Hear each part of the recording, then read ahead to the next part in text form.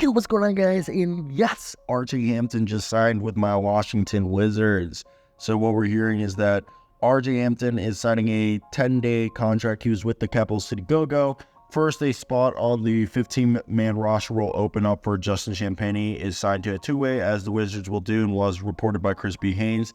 So besides that move, RJ Hampton's getting a chance to be on the team, and Justin Champagnie just recently had his shot. So I'm a huge fan of RJ Hampton. He was a first-round pick who, obviously, it has not worked out so far for him.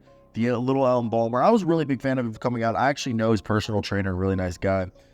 So this year, with the Capital City Go-Go through 6 games, he averaged 13 points, 3 rebounds, 2.5 assists, 50% from the field, 41% from 3. With the Heat, he played in 8 games, didn't do much, but with the Sioux Falls Skyforce, he averaged 12 points, 5 rebounds, 4 assists, and shot 46% from the field, 26% from 3.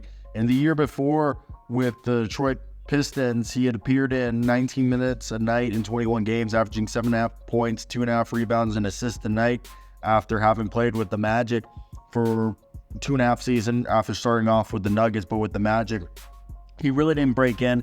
And the whole thing with RJ Hampton is he's a guy, first off, he's grown. He came into the NBA at 6'5". I'm seeing places list him at 6'6". I remember at Summer League, they had him listed at 6'7", which was insane. But for me, RJ Hampton has got great size for a guard. He can also play the wing a little bit. He's 6'6", with a 6'10" wingspan. He's like 200 pounds. He has high-level athleticism. Like, he's a freak athlete. And he's able to use his elite quickness and jumping ability to finish well in the half court and in transition. Yes, he's still raw as a playmaker, but he's improved on that front. He plays hard, doesn't mind getting those dirty buckets. For example, he loves the cut, loves to get putbacks. His mechanics used to be really bad, but I feel like he's definitely improved on that end. I felt like they were definitely way worse in the past, and now he's gotten better.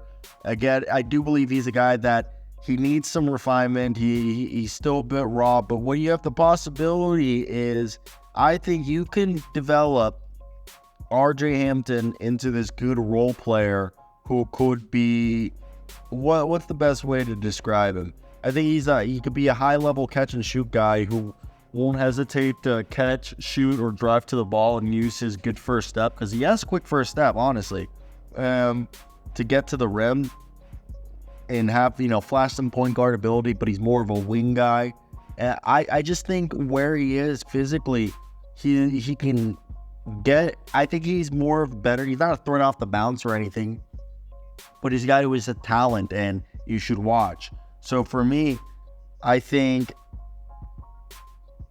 for everybody, if you can go ahead and see what you could get from a guy like RJ Hampton, is maybe you could be a volume catch and shoot guy who's a solid defender with a little bit of playmaking.